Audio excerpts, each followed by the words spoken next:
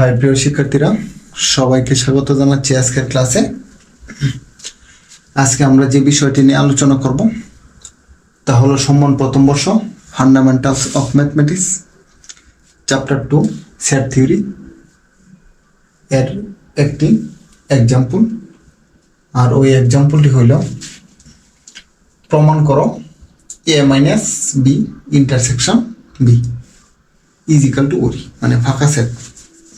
এই প্রশ্ন দেখেই বোঝা যাচ্ছে যদি আমি এ থেকে বি বিয়োগ করি তাহলে এইখানে ইজ ইকাল টু বি এর উপাদান থাকবে না, নাকি বি এর কোনো উপাদান থাকবে না, নাকি কোনো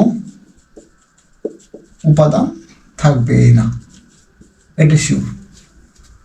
যদি বি এর কোনো উপাদান না থাকবে না, তাহলে এর সাথে যদি আমি বি এর ইন্টারসেকশন করি কোনো কিছু মিল নেই, মানে এক কথাই ভালো।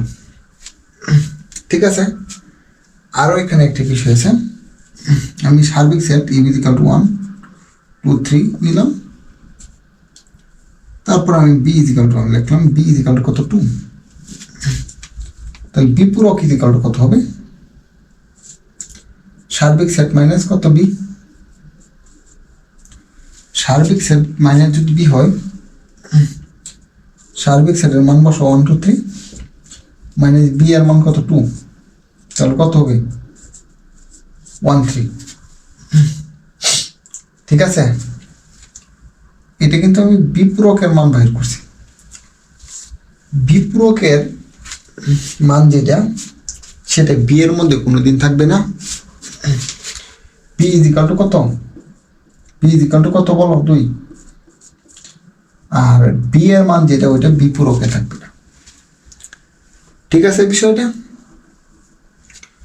বিপূরকের মান কোনোদিন বির মান যেটা এটা হবে, এই মান ওইখানে থাকবে না, আর বি এর মান যেটা ওই মান কোনোদিন বিপূরকে থাকবে না। ঠিক আছে, এটার উপর ডিপেন্ড করে এই এক্সাম্পলটা প্রমাণ করতে হবে। ঠিক আছে, বিষয়টা যদি এটার উপর প্রমাণ করি তাহলে দেখো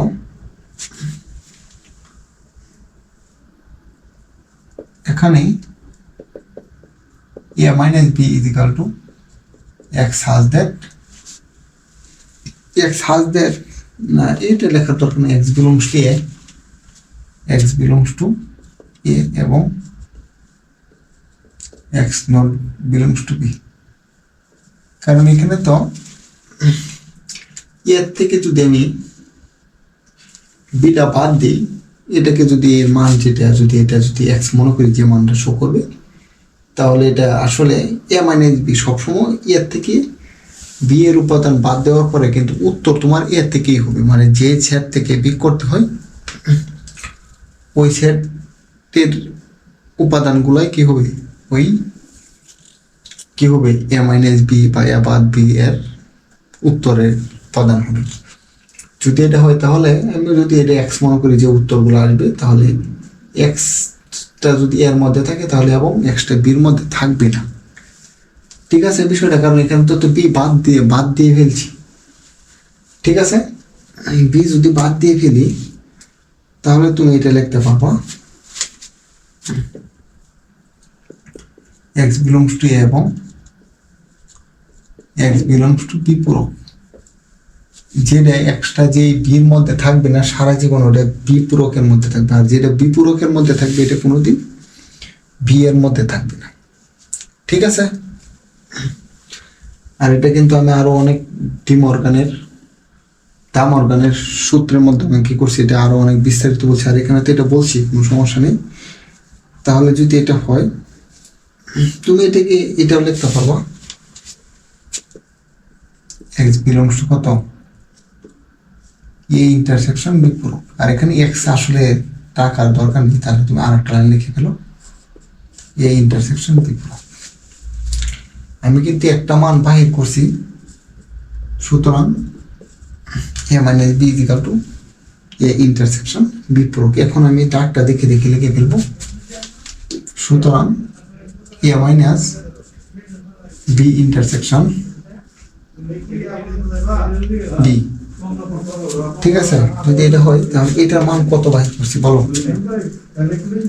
এ ইন্টারসেকশন বি এর মান হচ্ছে এ ইন্টারসেকশন ও নাই, এ মাইনাস বি এর মান হচ্ছে কত? এ ইন্টারসেকশন বিপূরক যদি হয়, আর এটা তো সাথে কত আছে? বি ইন্টারসেকশন বি আছে। তাহলে তুমি এটা কি করতে পারো, এ ইন্টারসেকশন বি ইন্টারসেকশন কত বিপূরক, কারণ এটা লেখা যায়, কারণ এটা তো পুরাটার সাথে তোমার ইন্টারসেকশনের রিলেশন। ঠিক আছে, যদি হয় তাহলে করো এ ইন্টারসেকশন, এখানে কত? বি ইন্টারসেকশন বিপূরক। যে উপাদান বি এর মধ্যে আছে এটা কোনোদিন বিপূরকের মধ্যে নেই, আর যেই উপাদান বিপূরকের মধ্যে আছে সেটা কোনোদিন বি এর মধ্যে নেই। তাহলে এটা এবং এটার বিপরীত, প্রায় একজনের উপাদান আরেকজনের মধ্যে নেই। তাহলে যদি কোনো উপাদান যদি মিল না থাকে তাহলে কত করি? মানে ফাঁকা সেট বা শূন্য সেট। আর এখানে এর মধ্যে উপাদান মনে করছি 1 কোটি আছে, কোনো সমস্যা নেই। আর এর ভিতর তো একটাও নেই। তাহলে এই দুইটা যদি আমি দুইটার মধ্যে যদি কি করি, ইন্টারসেকশন করি, তাহলে কি হবে? এটা ওরি হবে। তাহলে এটাই লিখবা। সুতরাং A minus B intersection B is equal to ওরি কত? প্রমাণিত বা proved, P R O B ED. আর এই এক্সাম্পলটি এইভাবেই করাই ভালো, অন্যভাবে করলে আরো অনেক ঝামেলা হয়ে যেতে পারে। আশা করি তোমরা সবাই বুঝতে পেরেছ। সবাইকে ধন্যবাদ।